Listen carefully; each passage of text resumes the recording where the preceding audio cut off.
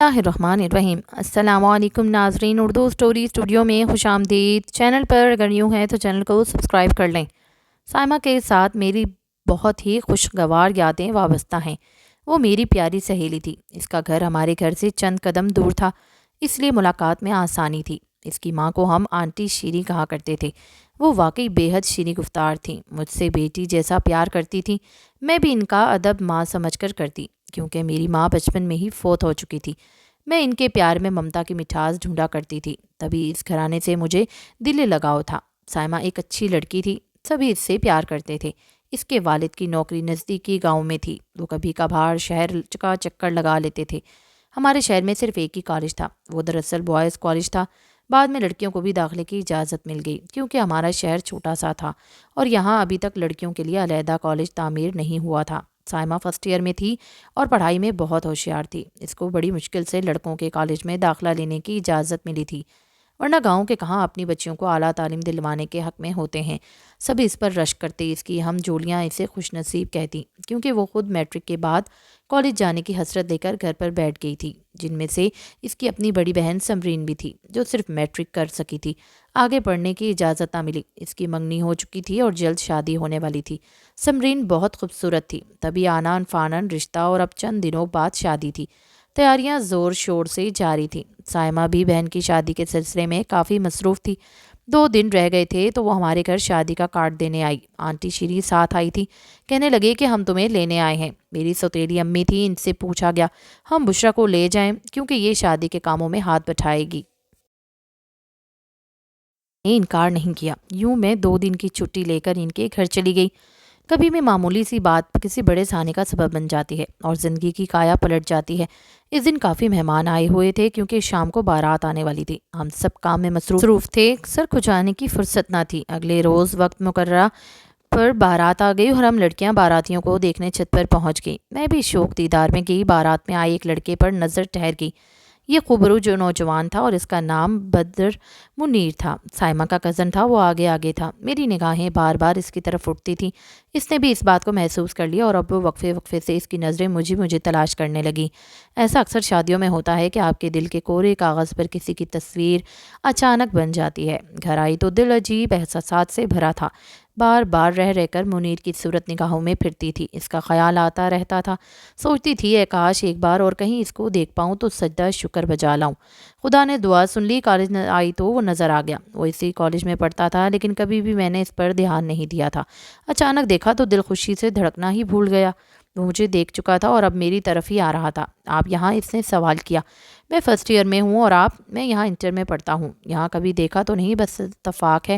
دیکھا ہوگا بھی تو دھیان نہیں دیا ہوگا۔ چلیے اب تو نہیں بھولیں گی، بے اختیار اس کے منہ سے نکلا۔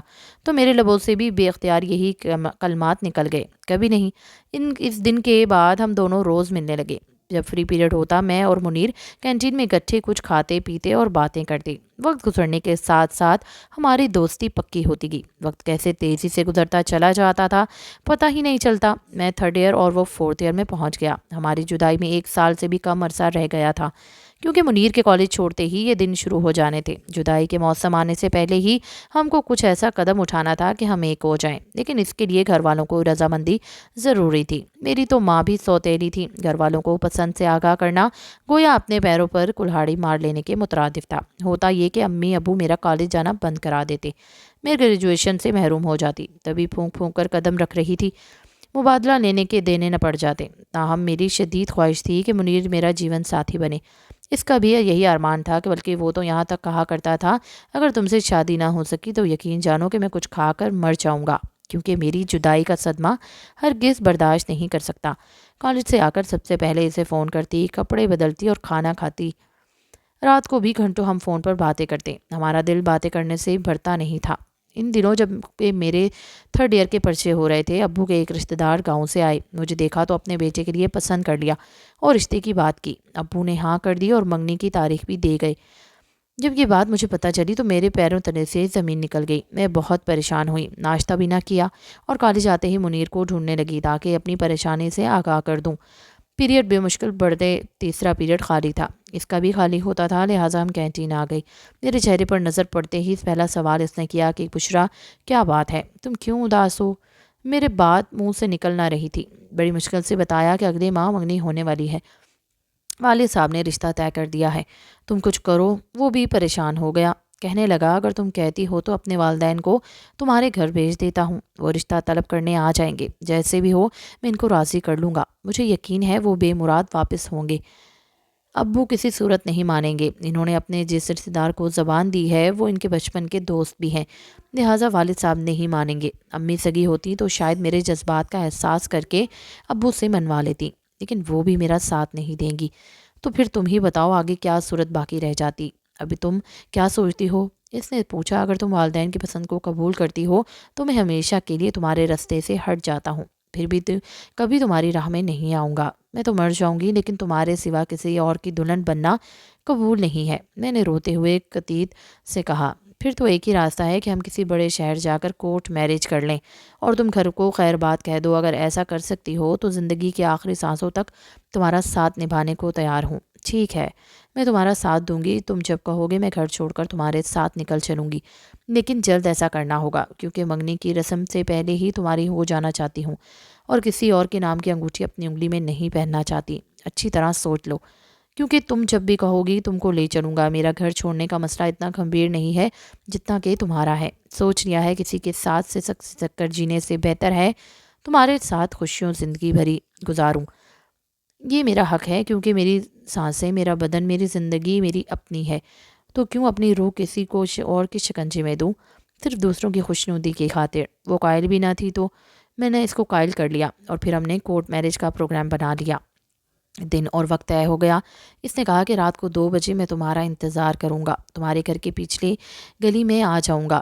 جب رات کے 10 بج گئے میں بہت پریشان ہو گئی، سوچ رہی تھی کہ گھر والے سب سو جائیں گے تو میں کپڑے تبدیل کر دوں گی اور بیگ میں تھوڑا سا سامان ضرورت کا اور چند جوڑے کپڑے رکھ لوں گی۔ 12 بجے تک سب ہی سو گئے، تب میں نے نہا کر کپڑے بدلے، بال خشک کیے، پھر بیگ تیار کیا، بہت آہستہ آہستہ سارے کام کیے کہ کھٹکا نہ ہو اور نہ ہی کسی کی آنکھ کھلے۔ مقررہ وقت سے 5 منٹ پہلے بیگ اٹھا کر میں گھر سے نکل آئی، دروازے کی کنڈی بھی نہیں لگائی کہ کھٹکانا ہو جائے۔ گھر کا پچھلا دروازہ جو عقبی کی طرف کھلتا تھا اس کو کھلا ہی چھوڑ دیا۔ چند قدم آگے آئی تو منیر ایک خالی مکان کی دیوار سے لگا کھڑا تھا۔ اس کو دیکھ کر جان میں جان آ گئی اور وہ بھی مجھے دیکھتے ہی تیزی سے میری طرف آیا، میرا بیگ ہاتھ میں لیا اور تھوڑا سا چلنے کے بعد ہم گلی کے نکڑ پر پہنچے جہاں اس نے گاڑی کھڑی کر رکھی تھی۔ شکر ہے کسی نے نہیں دیکھا اور ہم بحفاظت محلے سے نکل کر بڑی سڑک پر آ گئے۔ اب ہمارا رخ لاہور کی طرف تھا۔ رات بھر سفر کے بعد صبح 10 بجے کے قریب ہم اب لاہور پہنچ گئے۔ کافی تھکن ہو رہی تھی، لہٰذا منیر نے ایک گاڑی ہوٹل پر کھڑی کر دی اور ہم نے ہوٹل میں کمرہ کرائے پر لے لیا تاکہ کچھ آرام کر لیں۔ منیر نے اپنا شناختی کارڈ جمع کرا دیا تھا، ہمیں ہوٹل میں کرائے کا کمرہ مل گیا۔ ہم تھکے ہوئے اور کچھ خوف زدہ بھی تھے، یہاں پر پرسکون ماحول ملا۔ بستر پر لیٹتے ہی نیند آ گئی۔ 2 بجے تک بے خبر سوتے رہے۔ دوپہر کو نہا دھو کر کھانا منگوایا، کھانا کھا کر منیر لیٹ گئے تو میں نے سوال کیا کہ گھر سے تو آ گئے ہیں، اب بتاؤ آگے کیا کرنا ہے؟ کہا تھوڑی دیر سوچنے دو کہ کیا کرنا ہے، پہلے نکاح کا انتظام کیا جائے تاکہ ہمارا ساتھ جائز رہے۔ وہی تو سوچ رہا ہوں، یہاں لاہور ہائی کورٹ میں میرا ایک دوست وکالت کرتا ہے، اس کے پاس جاتا ہوں، اس سے بات کر کے پھر تم کو آ کر کورٹ لے جاؤں گا اور نکاح ہوگا۔ گواہوں کا انتظام بھی شاید وہی کر دے گا، لیکن اس سے پہلے ہمیں رہائش کا سوچنا ہے۔ نکاح کے بعد کہاں جائیں گے؟ عمر بھر تو اس ہوٹل میں نہیں رہ سکتے، زیادہ سے زیادہ 1 ہفتہ رہ سکیں گے، کوئی مکان کرائے پہ تلاش کرنا ہوگا۔ ابھی 4th ایئر کے پرچے دینے ہیں، اس سارے مسئلے حل ہو جائیں گے، لیکن والد کو جب پتہ چلے گا ہم مسئلہ ہے، مجھ نکل پہ آئے ہیں۔ پولیس کیس بھی بن سکتا ہے اور وہ اغوا کا پرچہ درج کر سکتے ہیں۔ میں نے اپنے گھر والوں کو بھی نہیں بتایا ہے، یقیناً اس کو پولیس گرفتار کرے گی، مشکلات کا سامنا انہیں کرنا پڑے گا۔ یہ باتیں ہم ڈسکس کر رہے تھے اور پریشان ہو رہے تھے کہ گھر سے قدم نکالتے وقت تو ایسا نہیں سوچا تھا اور اب یہ باتیں سوچ رہے تھے۔ اس وقت آنکھوں پر عشق کی پٹی بندھی ہوئی تھی، معاشرتی حقائق اور مشکلات ذہن میں ہی نہیں آئے تھے اور یہ حقیقی عنفریت منہ پھاڑے سامنے کھڑے تھے۔ منیر نے کہا میں آصف وکیل کے پاس جاتا ہوں اور کورٹ میرج کی بات کرتا ہوں، دیکھو وہ کیا ٹائم دیتا ہے، پھر تم کو لے چلوں گا۔ تم ہوٹل کے کمرے کو اندر سے لاک کر لینا، جب تک میں نہ آؤں دروازہ بجے بھی تو مت کھولنا، میں مینیجر کو بتا دوں گا اور 2-4 گھنٹے تک آ جاؤں گا، گھبرانا نہیں۔ یہ کہہ کر وہ چلا گیا اور میں اس کا انتظار کرنے لگی۔ کمرے میں ٹی وی رکھا تھا، اس کو آن کیا اور دل بہلانے لگی۔ شام کو منیر لوٹ آیا، بتایا کہ آصف مل گیا ہے، کل کاغذات ٹائپ ہوں گے اور گواہوں کا انتظام ہوگا، پھر تم کو لے جاؤں گا کیونکہ کورٹ میں میرا بیان بھی قلم بند ہوگا۔ اگلے روز وہ صبح ہی چلا گیا اور پھر صبح سے شام ہو گئی، منیر نہ لوٹا۔ میرا جی گھبرا رہا تھا، بار بار گھڑی دیکھتی تھی لیکن وقت جیسے تھم گیا تھا۔ ٹی وی آن کیا تو ایک ہولناک خبر سنی کہ ہائی کورٹ کی بلڈنگ کے قریب ہی خودکش دھماکہ ہو گیا تھا، بہت سے پولیس والے اور راہگیر مر گئے اور بہت سے زخمی ہوئے تھے۔ یہ خبر سنتے ہی کلیجہ تھام لیا کیونکہ منیر بھی تو ادھر گیا ہوا تھا۔ شام سے رات ہو گئی، وہ نہیں آیا۔ خدا جانتا ہے کہ وہ رات کیسے گزاری۔ پل بھر کو آنکھ نہ لگی، شب بھی بھر منیر کی خیر و سلامتی کی دعا کرتی رہی۔ رات کا کھانا بھی نہ کھایا۔ بیرے نے ایک بار در بجایا مگر میں نے نہ کھولا اور نہ جواب دیا تو وہ لوٹ گیا۔ صبح ہوئی تو اور منیر نہیں آیا تو میں سمجھ گئی کہ کچھ ہو چکا ہے۔ دوپہر کو مینیجر نے فون کیا، ڈرتے ڈرتے میں نے ریسیو اٹھایا اور اس نے بتایا کہ منیر صاحب شدید زخمی تھے، خودکش دھماکے میں ان کی ٹانگیں اڑ گئی تھی، اسپتال میں ان کو ہوش نہیں آ سکا، وہ چل بسے ہیں اور ان کی جیب سے ہمارے ہوٹل کا کارڈ ملا تو اسپتال والوں نے فون کیا ہے، آپ ان کے گھر والوں کا پتہ دیں۔ میں نے منیر کے والد کا نمبر لکھوا دیا اور مینیجر سے کہا کہ ان کو میرا مت بتائیے گا کیونکہ ہم گھر والوں سے چوری چھپے نکلے تھے اور وہ کورٹ میں کورٹ میرج کے سلسلے میں اپنے ایک وکیل دوست سے ملنے گئے تھے۔ بد نصیبی سے ثانیہ کی زد میں آ گئے، ایسا کہتے ہوئے میں رو رہی تھی۔ تب مینیجر نے کہا گھبراؤ نہیں، مجھ کو اپنا بھائی سمجھو اور جہاں میں کہوں پہنچانے کا انتظام کر دیتا ہوں، البتہ سامان آپ ساتھ نہیں لے جا سکتی، یہ ہمیں منیر صاحب کے وارثوں کے حوالے کرنا ہوگا۔ میں نے کہا ٹھیک ہے، میں تھوڑی دیر میں سوچ کر بتاتی ہوں۔ مینیجر کے مجھے اعتبار نہ تھا، یقیناً وہ مجھ کو پولیس کے حوالے کرنا چاہتا تھا، وہ محض مجھ کو تسلی دے رہا تھا۔ تبھی میں نے اپنی دانست میں چلاکی سے کام لیا، بیرے کو بلا کر 2000 روپے دیے اور کہا کہ تم میرے بھائی ہو، کسی طرح مجھے یہاں سے نکالو، لیکن اس طرح کہ مینیجر کو خبر نہ ہو پائے۔ بیرے نے کہا 2000 نہیں، اگر 5000 دوگی تو تمہیں یہاں سے ایسے نکالوں گا کہ کسی کو کانو خان خبر نہ ہوگی، ورنہ پولیس ابھی یہاں پہنچ جائے گی اور یہ دشوار کام ہے، میری نوکری خطرے میں پڑ سکتی ہے۔ اس وقت میں بہت گھبرائی ہوئی تھی، گھر والوں سے خوف زدہ تھی کہ کچھ نہ سوچا، اوپر سے پولیس کا ڈر تھا کہ مینیجر ضرور کوئی ایسی کارروائی کرنے میں لگا ہے کہ چند لمحوں بعد میں گرفت میں آ جاؤں گی۔ حالانکہ بم دھماکے میں جاں باک ہونا منیر کے لیے تو ایک حادثاتی سانحہ تھا، مگر میرا اس کے ساتھ گھر سے بھاگ آنا جرم ہی گردانا تھا۔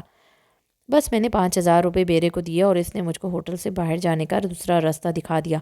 جب میں پہلی سیڑھی سے باہر آئی تو کسی نے نہیں دیکھا، وہاں ٹیکسی کھڑی تھی۔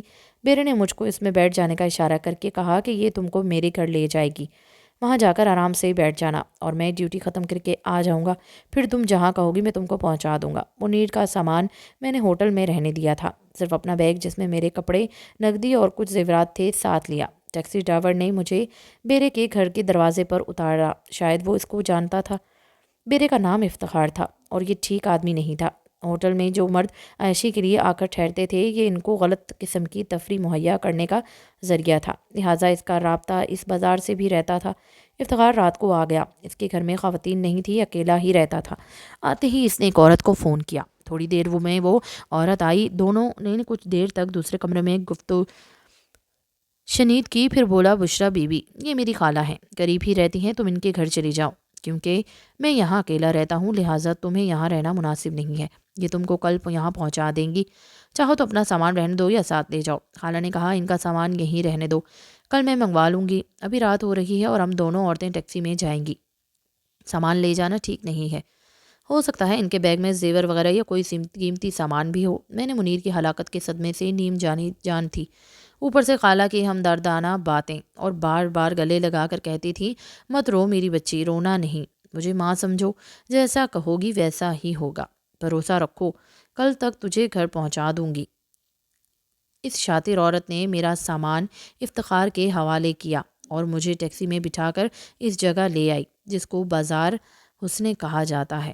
میں جب یہاں آئی اور ماحول کا اندازہ ہوا تو ہکا بکا رہ گئی، منیر کے مرنے کا غم بھی بھول گئی، سامنے اپنی عزت کی موت نظر آ رہی تھی، اس جگہ آنے سے تو مر جانا کیا برا تھا، کاش میں منیر کے ساتھ ہی بم دھماکے میں اڑ جاتی۔ میں تھر تھر کانپ رہی تھی، ہاتھ پیر پھولے ہوئے تھے، عورت کے کوٹھے پر لوگ آئے تھے، میری آنکھیں حیرت سے پھٹنے لگیں کہ میں ان میں ایک پولیس افسر کے ساتھ میرا کزن منصب خان بھی تھا۔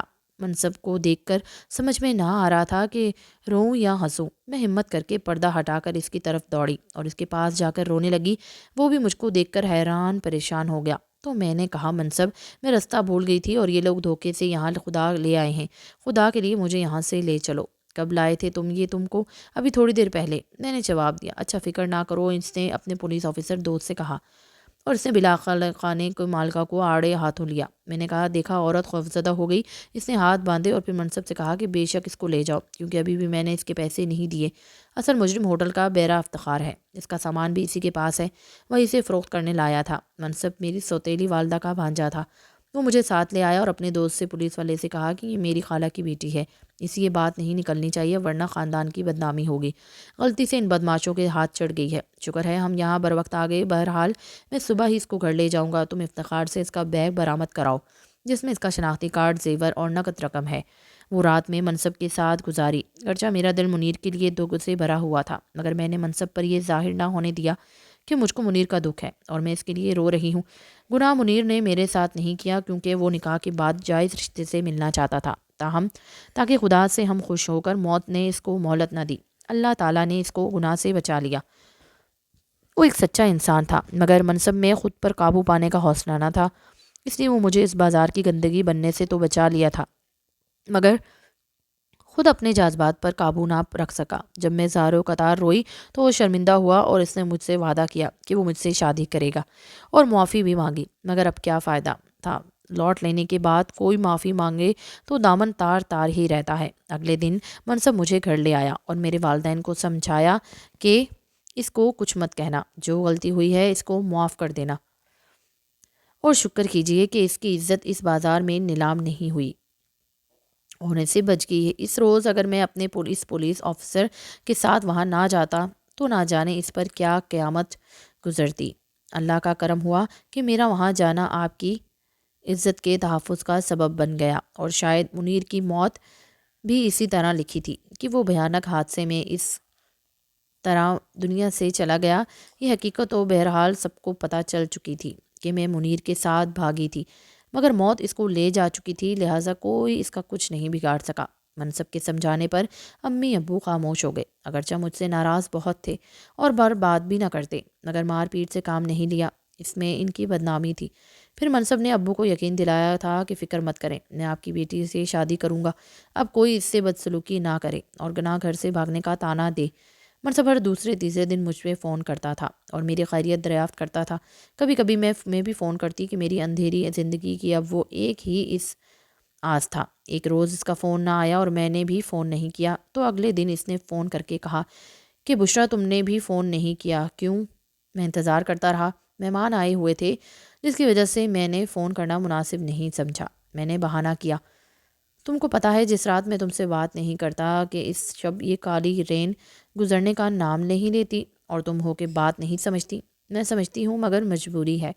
اچھا میں تمہارے شہر آ رہا ہوں صرف تم کو دیکھنے، چپ نہ جانا، سامنے ضرور آنا۔ اچھا کہہ کر میں نے فون بند کر دیا۔ دل گھبرانے لگا، بے شک منصب کو مجھ سے پیار ہو گیا تھا، مگر میں جانتی تھی کہ اس کی منگنی اس کے ماموں کی بیٹی آسیہ سے ہو چکی ہے اور مجھ سے شادی کرنے کے لیے اس کو اس رشتے سے بغاوت کرنی پڑے گی، جو میری امی کو کسی صورت گوارا نہ تھا۔ منصب گھر آتا تو بھی امی کے سامنے ہم بات نہ کرتے، ماں اپنے بھانجے کا مجھ سے گھلنا ملنا سخت ناپسند کرتی۔ تاہم فون پر اس نے کہا کہ صرف تم سے ملنے آ رہا ہوں، وہ یہاں اپنے گھر والوں سے ملنے آ رہا تھا، پھر اس نے مجھ سے ملنے آنا تھا، مگر گھر پر بات نہیں ہو سکتی تھی، لہٰذا اس نے یہاں آ کر فون کیا کہ پھر تم فرح کے گھر آ جاؤ، وہاں بات کر لیتے ہیں۔ فرح اس کے چچا کی بیٹی تھی اور ان کا گھر کے قریب ہی تھا۔ مجبوراً میں نے امی سے کہا کہ فرح بیمار ہے، کیا میں پوچھنے چلی جاؤں؟ وہ بولی ہرگز نہیں، شام ہونے والی ہے، یہ کون سا وقت ہے فرح کے ہاں جانے کا؟ تمہارے ابا ناراض ہوں گے۔ میری بہن نے طرفداری کی، امی جانے دو نا، بھیا چھوڑ آئے گا۔ ہرگز نہیں، آج کل جوان لڑکی کو بھیجنے کا زمانہ نہیں، لوگ پہلے ہی کیا کم باتیں کر رہے ہیں۔ اتنے میں فرح کے گھر سے اس کا چھوٹا بھائی آ گیا کہ فرح باجی کو اسپتال لے جا رہے ہیں۔ تب امی کا دل پسیجہ بولی تم لوگ گھر پر رہو، میں خود جاتی ہوں وہاں۔ اسی دم وہ فرح کے گھر پر چلی گئی۔ ان کے جانے کی دیر تھی کہ منصب گھر آ گیا۔ دراصل اس نے فرح کے بھائی کو بھیجا تھا، امی گھر پر نہ تھی، اب ہم بات کر سکتے تھے۔ تب اس نے کہا کہ بشرا تم ماں کو راضی کر لو، کیونکہ تمہیں پتہ ہے کہ میری ماں آسیہ کے علاوہ کسی کو بہو نہ بنائیں گی، وہ ضد کی پکی ہیں۔ یہ ناممکن ہے، تمہاری خالہ میری سگی ماں نہیں ہے، تم جانتے ہو تم ان کو راضی کر سکتے ہو تو کوشش کر کے دیکھو۔ میں ان کے سامنے زبان نہیں کھول سکتی۔ اچھا بتاؤ، اگر ہماری شادی پر کوئی راضی نہ ہوا تو کیا تم مجھ سے کورٹ میرج کر لو گی؟ اس کی بات سن کر مجھ کو ٹھنڈا پسینہ آ گیا۔ یہ کیا کہہ رہے ہو منصب؟ ایک بار پھر پہلے میں بھی اس کی راہ گزار چکی ہوں اور راستہ بھول چکی ہوں۔ تم نہ ملتے تو تباہی میرا مقدر تھی، لیکن اس بار ایسا نہ ہوگا۔ میں جو تمہارے ساتھ ہوں، تم خود اپنے اور میرے گھر والوں سے بات کرو گے۔ منصب، میں کسی سے کچھ نہیں کہوں گی۔ کوشش تو کرو، اس نے کہا۔ آگے مقدر کی بات ہے، لیکن کوشش کرنے میں ہی حرج ہی کیا ہے؟ نہ یہ ناممکن ہے۔ ہاں، اگر تم میرے والد صاحب کو راضی کر لو تب شاید یہ ممکن ہو جائے۔ منصب نے گھر جا کر اپنی والدہ سے بات کی۔ اس کی ماں نے میری ماں سے کہا، اس امی نے اس وقت مجھ پر غصہ اتارنا شروع کر دیا کہ کیا تجھے اسی دن کے لیے پروان چڑھایا تھا؟ اب جو تیری خالہ کہہ رہی تھی مجھے تو سن کر شرم آ رہی تھی۔ تو مر کیوں نہ گئی بے حیا؟ پہلے ایک ساتھ بھاگی، اب دوسرے کے ساتھ دوستی کر لی۔ منصب، میرا خون ہے، کیا وہ تھوکا چاٹے گا؟ تم نے ڈورے ڈالے بھی تو کس پر؟ میرے بھائی کی بیٹی آسیہ کے حق پر ڈاکہ ڈالنے جا رہی ہو؟ بے غیرت، تو نے ہمیں ڈس لیا ہے، ہم تو برباد ہو گئے ہیں۔ اگلے دن خالہ آ گئی، بولی میرا بیٹا کہہ رہا ہے کہ بشرا کے سوا کسی سے شادی نہ کروں گا، جان دے دے گا۔ کسی بے حیا ہے تمہاری لڑکی کہ میرا بیٹا اپنے منہ سے نام لے رہا ہے۔ میں رونے لگ گئی۔ امی ان کی باتیں مت سنیں، ان کا بیٹا خود میرے پاس آیا تھا، میں نہیں گئی تھی ان کے بیٹے کے پاس۔ بکواس بند کرو، بے حیا، کچھ شرم کر۔ لڑکے ایسے لڑکیوں سے شادی نہیں کرتے جو گھر سے بھاگ چکی ہوں۔ اس نے تم سے شادی کر بھی لی تو کچھ دن بعد چھوڑ دے گا۔ ہمارا خون ہے، میں اس کو اچھی طرح سے جانتی ہوں۔ امی نے مجھ کو اتنی سنائی کہ میں خون کے آنسو رونے لگی۔ آخر کار کمرے میں بند ہوئی، تبھی فون کی گھنٹی بجی۔ منصب کا فون تھا۔ اس نے کہا، سیدھی انگلیوں سے گھی نہیں نکلے گا، ہمارے بزرگ یوں ماننے والے نہیں ہیں۔ میں کسی قیمت آسیہ سے شادی نہیں کروں گا، اور تم اپنی عصمت کا گوہر میرے حوالے کر چکی ہو تو بہتر ہے کہ شادی بھی مجھ سے کر لو۔ کیسے کروں، کوئی مانتا نہیں۔ روتے ہوئے میں نے کہا، ایسے ہی جیسے منیر کے ساتھ بھاگ کر شادی کرنے چلی تھی۔ میرے لیے کیا گھر کی دہلیز پار نہیں کر سکتی تم؟ جبکہ میں نے تمہارے ماضی کو ایشو نہیں بنایا ہے، تم گھر کو واپس پہنچایا ہے۔ کیا اب بھی میری محبت کا اعتبار نہیں ہے؟ ہمت کرو اور گھر سے نکلو، ہم کراچی جا کر کورٹ میرج کر لیں گے۔ غرض وہ مجھے اکساتا رہا اور مجھے ماں کی باتیں یاد آ رہی تھی۔ تب بن سوچے سمجھے میں نے کہہ دیا کہ میں آ جاؤں گی، جگہ بتا دو۔ اس نے وقت اور جگہ بتا دی اور کہا، میں لینے آ جاؤں گا، گھبرانا نہیں۔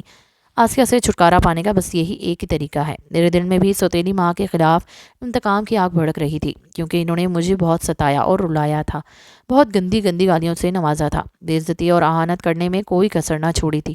رات کو میں نکل گئی، گرچہ ضمیر ملامت کرتا رہا، اور سارا دن یہی سوچتی جاتی تھی کہ جو میں کر رہی ہوں ٹھیک ہے۔ جب گاڑی کراچی کے اسٹیشن پر رکی، میں نے ادھر ادھر دیکھا، منصب مجھے کہیں دکھائی نہ دیا۔ 2 گھنٹے میں پلیٹ فارم پر کھڑی اس کی راہ تکتی رہی، ادھر ادھر ٹہلتی رہی۔